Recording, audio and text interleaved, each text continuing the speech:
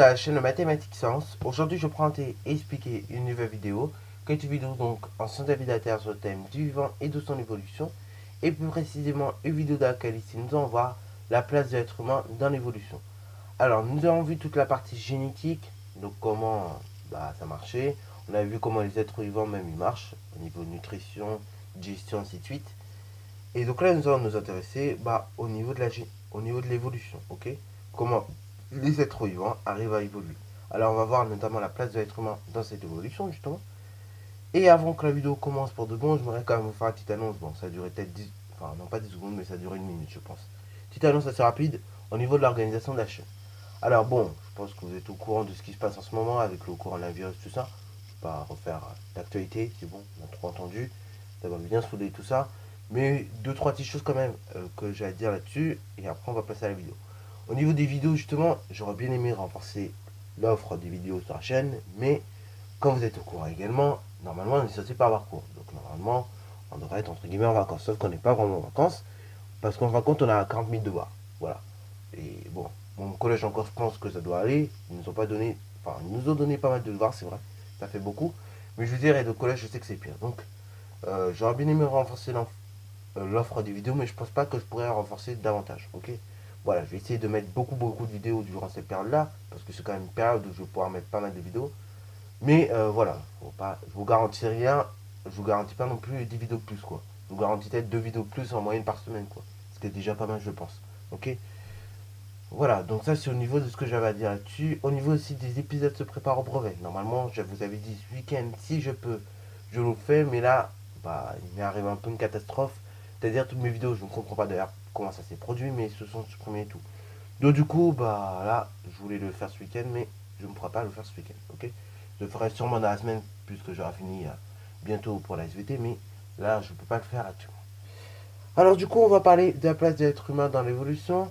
Pour comprendre un petit peu cette place de l'être humain dans l'évolution, on va tout simplement utiliser un truc que vous connaissez bien. On va classifier les espèces, ok. Alors l'idée de classifier les espèces, elle n'est pas toute nouvelle, hein. Elle date d'il y a 3 siècles maintenant. Et c'est un certain cas, c'est un certain scientifique qui se nomme Karl, ok, de prénom. Son nom je ne me rappelle plus, mais en tout cas son prénom c'est Karl. C'est un Allemand donc. Et il eut l'idée, comme ça, de classer tous les êtres vivants, ok. Et donc, il les a classés en fonction de leurs attributs ou bien caractères qu'ils avaient en fin de compte. Ok. Donc, les êtres vivants qui étaient ensemble, ils les a classifiés ensemble, tout simplement. Ok. Et donc, vous, en sixième et dans la petite classe, sixième, cinquième, quatrième, vous avez vu comment on pouvait classifier les espèces sous forme de groupes emboîtés, mais vous avez aussi l'arbre phylogénique. Ok. Donc là, c'est ce que nous allons revoir rapidement, comment on peut classifier les espèces sous forme d'arbre phylogénique. Donc voilà, ici vous avez un arbre phylogénique non complété. Je vais vous afficher également le document où vous avez la classification, tout simplement sous forme de groupe emboîté des espèces. Voilà. Donc voilà à quoi ça ressemble. C'est en fait des groupes emboîtés. Et dans ces groupes emboîtés, vous avez le nom des espèces qui possèdent des caractères en question. Ok. Plus on va vers l'intérieur de la boîte, plus en fait l'espèce concernée a de caractères. Ok. C'est-à-dire l'espèce par exemple le macaque, il possède des orbites fermées, des narines rapprochées, mais il possède également un pouce opposable et des ongles et des poils. Ok. Tandis que le chat possède seulement des poils. Ok. Pas de pouce opposable ni d'ongles, ainsi de suite. Ok.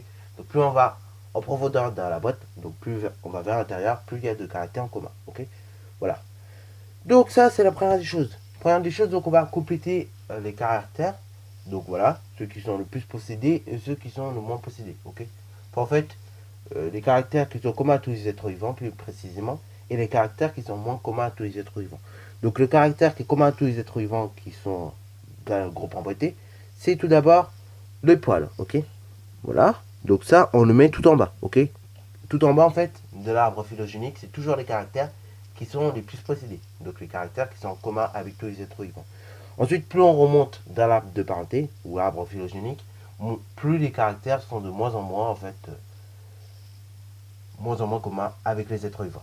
Donc du coup là, vous avez les poils. Vous avez également ici, donc, deuxième caractère qui est encore bien possédé, c'est le pouce opposable ou les ongles. Un troisième caractère donc qui est le plus possédé, enfin qui est le moins possédé. Donc là on a le pouce opposable des ongles. Et ensuite, quand on suit, ce sont les orbites fermées et les narines rapprochées. Et enfin, terminons par le dernier caractère qui est le moins possédé, qui est le moins commun entre tous les êtres vivants, c'est le coccyx. Ok. Voilà. Donc là, une fois que vous avez tout simplement déterminé les caractères qui étaient le plus possédés de ceux qui étaient le moins possédés, donc sur le groupe emboîté, et que vous avez tout simplement complété correctement sur l'arbre phylogénique, et bien maintenant, on va compléter les espèces. Alors, les petits carrés qui sont marqués, enfin qui sont dessinés en rouge, c'est ce qu'on appelle des ancêtres communs. C'est-à-dire, en fait, ce sont des ancêtres qui sont communs à deux espèces, ok?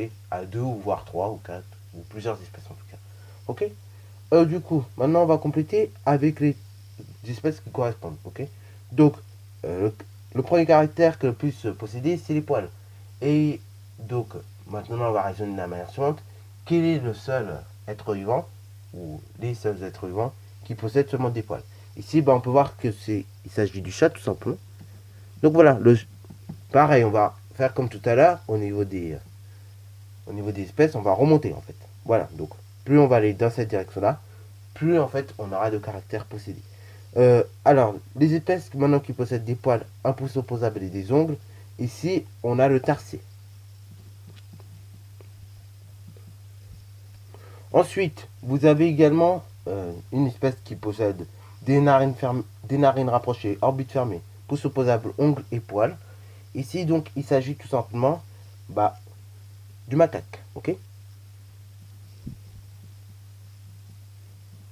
Ensuite, vous avez également une espèce qui possède tout simplement tous les caractères, c'est-à-dire les poils, le pouce opposable, les ongles, les narines fermées, les narines rapprochées, les orbites fermées, narines rapprochées et le coccyx. De ce cas, vous avez le gorille, le chimpanzé et l'homo sapiens. Alors, je vous conseille pareil de classer cela dans l'ordre comme on l'a donné. Donc là, en premier, on avait gorille. Donc on met gorille. Ensuite, en second, on avait chimpanzé. Donc on met chimpanzé. Et ensuite, pour terminer, on avait Homo sapiens. Voilà, vraiment mettez bien les choses dans l'ordre qui vous sont données. Comme ça évite pas mal d'erreurs. Voilà, donc là c'est l'arbre de phylogénique, tout simplement de tout ça. Ok. Et donc concrètement, cet arbre phylogénique permet de justifier justement la place de l'être humain dans l'évolution. Ok. En fait, comme vous pouvez le voir, l'espèce humaine, ou bien Homo sapiens, possède des caractères en commun, tels que le coccyx, les orbites fermées, les narines rapprochées, les pouces opposables et les ongles, ainsi que les poils. Ces caractères, donc, ils possèdent en commun avec les espèces qui sont marquées ici, donc les chimpanzés, gorilles, macaques, le tarsier, ainsi que le chat. Ça, c'est une première des choses qui permet de montrer, en fait, que oui, l'espèce humaine a bien sa place dans l'arbre de parenté, et que oui, voilà, il a sa place dans l'évolution également. Mais il n'y a pas que ça aussi qui permet de justifier la place de l'être humain dans l'arbre de parenté. Maintenant, on va s'intéresser à notre document. Voilà celui-ci, donc qui est déjà affiché. C'est un document qui nous montre la différence en pourcentage de l'ADN chez différentes espèces par rapport à l'ADN humain. Donc, vous avez à chaque fois différentes espèces et en fait, on vous montre la différence d'ADN, enfin la différence en pourcentage d'ADN par rapport à l'être humain. Ok. Alors, du coup, le chimpanzé, lui, quand on regarde, il y a 1,45% de différence par rapport à l'ADN humain. Tandis que le gorille, lui, il y a seulement 1,51% de différence avec l'ADN humain. Ok. Donc, en fait, il faut bien comprendre un truc aussi. Plus le pourcentage de différence d'ADN entre l'espèce citée et l'humain est faible, en fait, plus ces espèces se ressemblent. Ok. Bon, ça semble bête, mais c'est vrai que c'est bien de le préciser, puisque ça permet de voir en fin de compte que les espèces sont relativement proches. Ok. Donc, on peut voir aussi également dans le tableau justement que vous avez des proportions d'ADN qui sont relativement identiques, ok. C'est-à-dire vous avez plus de 90% d'ADN par exemple de chimpanzé ou bien de gorille qui est identique avec l'être humain, ok. Donc ça aussi permet de justifier la place de l'être humain d'arbre de parenté, ok. Dans le cas donc du tableau que je vous avais montré tout à l'heure, l'espèce la plus proche de l'être humain c'est le chimpanzé, ok.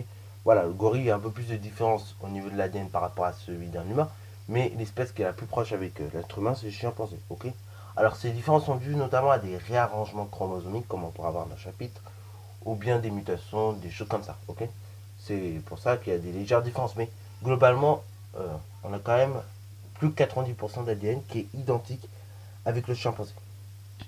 Alors d'ailleurs, je suis sûr qu'il y en a qui ne savent pas vraiment ce que c'est qu'un tarsier. Et même pour vous montrer un petit peu ce que c'est qu'un tarsier, du coup, je m'arrête quand même vous montrer une petite image de ce que c'est. Voilà. Donc voilà ce que c'est qu'un tarsier. Et donc ce tarsier, en fait, enfin un tarsier plus précisément, c'est un des mammifères qui est le plus petit, ok. Voilà.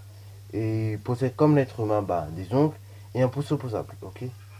Et il fait partie de la famille des primates et c'est le plus petit de cette famille, ok. Alors le groupe des humains, comme il est assez particulier parce que c'est vrai que l'être humain possède des liens parentés avec les autres espèces, comme on a pu le voir durant ces 10 premières minutes, mais également bah, au sein même du groupe des humains, que nous appartenons bah, à tous les humains, il y avait deux espèces qui étaient là avant, comme l'homme de Néandertal, l'homo sapiens c'est nous, mais genre il y avait aussi l'homo erectus, ainsi de suite, ainsi de suite. Voilà. Et pourtant, bah, le groupe des humains, on ne doit pas trop parler de ça, ok. On arrive à avoir des liens parentés entre l'être humain et d'autres espèces, mais le groupe même des humains, il est assez difficile à établir. Enfin, les liens sont assez difficiles à établir. Alors, on va voir un petit tableau, encore une fois. Voilà. Et dans ce petit tableau, voilà, vous avez tout plein de choses, ok, tout plein d'indications. Et en fait, vous avez des fossiles. Des fossiles qui sont rattachés au groupe des humains.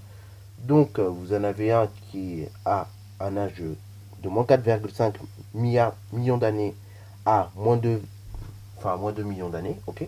Vous en avez un autre, au contraire, il fait moins 1 million d'années jusqu'à 40 000 ans, ok. Donc, moins 40 000 ans. Et vous en avez aussi un autre qui avait moins 250 000 ans jusqu'à moins 28 000 ans, ok. Donc, bah, vous avez l'Australopithecus afranus, ok. Vous avez l'homme de Denisa, ok. Et vous avez aussi l'homme de Néandertal, ce que je vous ai présenté. Bon, globalement, quand vous regardez les fossiles, ça ressemble plus ou moins à des êtres humains. Mais, mais maintenant, quand vous regardez les dates, le problème qu'il y a avec ces fossiles, c'est que ces fossiles ont vécu tous dans le passé. Mais alors, quand je dis dans le passé, c'est pas genre il y a 10 ans. C'est vraiment genre dans le passé, il y a des milliers, voire milliards, enfin des milliers, voire des millions d'années. Ok. Donc c'est énorme. Ok. Donc c'est pour ça que. Donc voilà, déjà d'une, on arrive difficilement à établir les relations qu'il y avait. De deux, les caractéristiques qu'ils avaient, voilà. On a essayé d'en déduire avec les études, mais globalement, on peut toujours se tromper. C'est ça le problème, en fait. C'est que comme ça fait très très longtemps qu'ils datent, ces fossiles-là, du coup, et bah voilà. On n'a pas beaucoup, mis à part les fossiles, en fait, on n'a pas beaucoup de traces après. On ne sait pas vraiment comment ils étaient vraiment et réellement. Donc c'est ça le problème qu'il y a avec le groupe des humains. D'ailleurs, pour vous montrer un autre document, donc là, un arbre de parenté représentant les liens parentés au sein même du groupe des humains. Voilà, on arrive quand même à faire des arbres de parenté de ça. Hein, donc, on arrive à faire des arbres de parenté avec chaque espèce du groupe des humains. Mais le problème qu'il y a, c'est que, bah, en fin de compte, toutes ces espèces-là sont disparues. Ok, elles sont toutes mortes, quasiment, pour la plupart. Et elles ont toutes daté, bah, d'il y a longtemps. Ok, sauf le chimpanzé qu'on peut encore croiser. Ok, alors c'est pas en France, effectivement, mais dans d'autres pays, oui, on peut croiser le chimpanzé. Alors, d'ailleurs, il y a une information qu'on entend beaucoup à la télévision. Ok, c'est, mis à part coronavirus, bien évidemment, mais une information qu'on peut entendre beaucoup à la télévision quand vous suivez, par exemple, sur Arte ou des choses comme ça, des émissions qui parlent de l'évolution des espèces, des choses comme ça. On peut entendre cette affirmation-là. L'homme descend du singe. Alors déjà, si vous regardez l'arbre de parenté, vous voyez bien que le chimpanzé, c'est une espèce de singe. Ok, ça fait partie du groupe des singes. Et vous avez Homo sapiens. Homo sapiens et le chimpanzé possèdent tout simplement des ancêtres en commun. Donc, logiquement, si le singe devait descendre, enfin, si l'homme devait descendre du singe, logiquement, ça voudrait dire que l'ancêtre commun de l'homme, c'est le singe. Ok. Alors que là, justement, l'homme et le singe, ils partagent seulement des ancêtres communs, c'est-à-dire donc, bah, voilà, un ancêtre commun. Et donc, du coup, bah, le chimpanzé, il ne peut pas descendre de l'homo sapiens, c'est pas possible, ok. Enfin, vous voyez un peu l'affirmation quand même, comment elle est. C'est un peu bizarre quand vous dites ça. Mais pourtant, bah, on répète ça souvent comme ça. Voilà. Ou aussi les gens qui disent ah l'homme il a changé de position, il s'est redressé avec le temps. Ok. Ça bon. Franchement, c'est pas non plus la meilleure affirmation de ça. Ok. Voilà, c'est certes il a évolué, mais je veux dire il a pas non plus, il s'est pas non plus redressé quoi d'un seul coup. Voilà. Sur ce, du coup c'est la fin de la vidéo. Si elle vous a plu, n'hésitez surtout pas à la liker, commenter et balancer ta toi en mathématiques et en sciences.